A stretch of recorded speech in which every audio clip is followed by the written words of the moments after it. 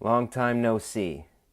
Hello, everybody. It is PreludeBoy99 back from the dead. I know it's been over a month since I posted a video. I apologize. I've been busy with the other channel making content there. And so far, there really hasn't been anything going on in the Hot Wheels world.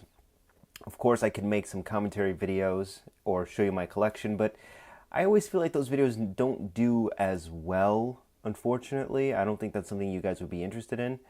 But let's get on with today's topic. So, you know how it goes. This is an RLC release, and now that RLC is more expensive, instead of the $25, it's $27. It rose up $2 in price. I'm confused how Hot Wheels RLC has risen $2 in price, yet the Elite 64 line is still $20. I just purchased the new Porsche that Elite 64 released before it sold out, and I was very surprised that those prices hasn't changed, but the Hot Wheels RLC prices have changed, which is pretty interesting to me.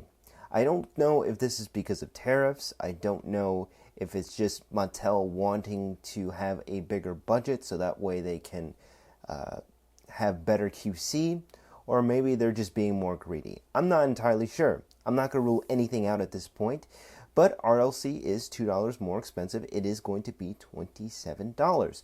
So if I purchase two of the Hot Wheels Integra Type R, that is going to cost me around $54, and that is not including shipping. Shipping would probably be another $6, and then taxes would be a couple of dollars. So I'm going to be spending roughly $60, a little bit, maybe a little bit more than $60. Ballparking. Of course, I'm just guessing off the top of my head, but yeah, it's going to be roughly around $60 to get two of these. To buy one, it would probably be in the mid-30s in terms of how much this will cost. One thing I want to talk about is that Hot Wheels has been improving their packaging when shipping RLCs or Elite 64.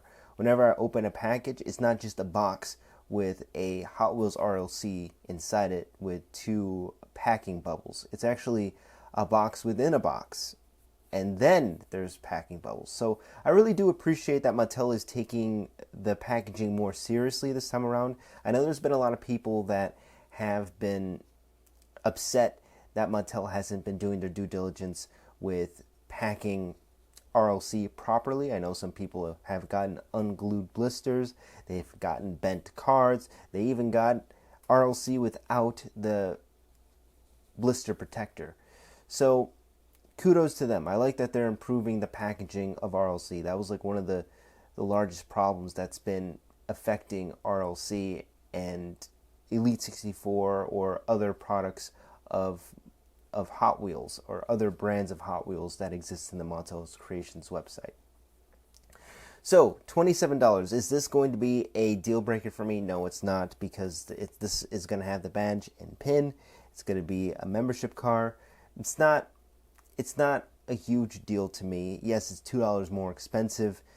What really worries me is when they're going to do the acrylic case release. And what I mean by acrylic case, I mean RLC that comes in a little 164 acrylic case.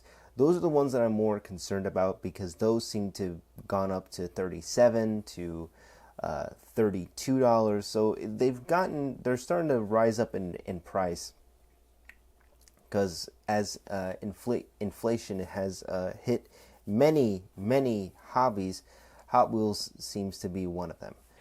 So here's everything you need to know about the 1995 Honda Integra Type R Hot Wheels RLC membership car.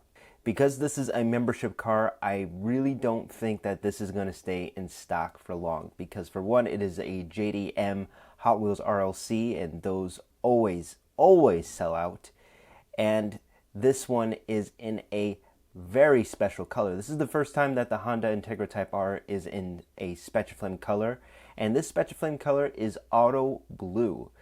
This color, I have to be really honest with you, this color has to be my favorite color of all time. This is one of my favorite Spectraflame colors, is the blue Spectraflame color. I think it just looks fantastic, and it looks even better on the Honda Integra Type R.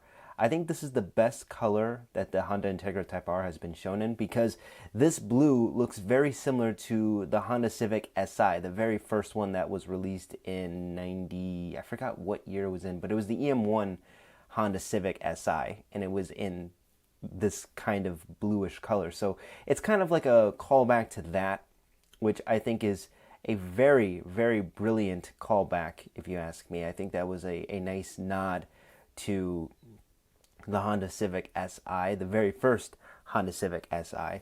So honestly, this is my favorite variant of the Honda Integra Type R. Of course, I'm gonna try to nab one, maybe two if I'm lucky, but I'll try to nab one. And I think this vehicle is going to sell out on release day, which is going to be on a Tuesday, this following Tuesday. And I've already seen a lot of the posts in my Hot Wheels community, and people are actually very excited for this release.